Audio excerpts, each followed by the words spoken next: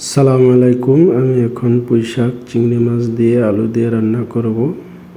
দেখছো, এভাবে আমি পুঁইশাক কেটে নিয়েছি। এখন আমি কড়াই বসাই দিলাম। কড়াইটা হিট করে তেল দিয়ে দিলাম, পেঁয়াজ কাঁচামরিচ দিয়ে দিলাম, আর কিছু রসুন কুচি দিয়ে দিলাম, আর স্বাদ মতন লবণ দিয়ে দিয়েছি। এখন আমি এটাকে ভালোভাবে চামচ দিয়ে নেড়ে চেড়ে ভেজে নেব। তো বন্ধুরা, এই পর্যায়ে আমি চিংড়ি মাছটা কেটে সুন্দর করে ধুয়ে দিয়ে দিলাম, দিয়ে এটাকে হালকা ভেজে নেব। এখন 4 চামচ 1 চামচ হলুদের গুঁড়া আর কিছু মিক্স মশলা দিয়ে দিলাম 2 চামচ। তো এটা দোকানে পাওয়া যায়। আর আমি একটি টমেটো দিয়ে দিলাম, দিয়ে এটাকে ভেজে কষিয়ে নিব হালকা গরম পানি দিয়ে।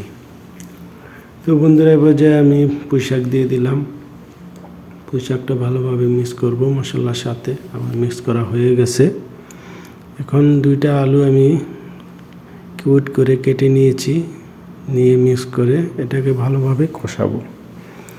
তো এই পর্যায়ে আমার কষানো হয়ে গেছে, দেখছো বন্ধুরা।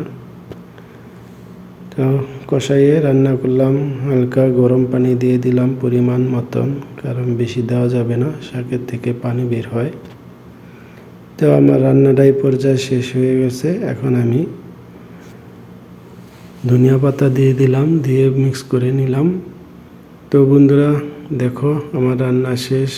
এখন আমি বন্ধুদের সাথে শেয়ার করলাম। কেমন হয়েছে অবশ্যই কমেন্টে জানাবে, আর আমার চ্যানেলটা সাবস্ক্রাইব করে দেবে, লাইক কমেন্ট শেয়ার করবে।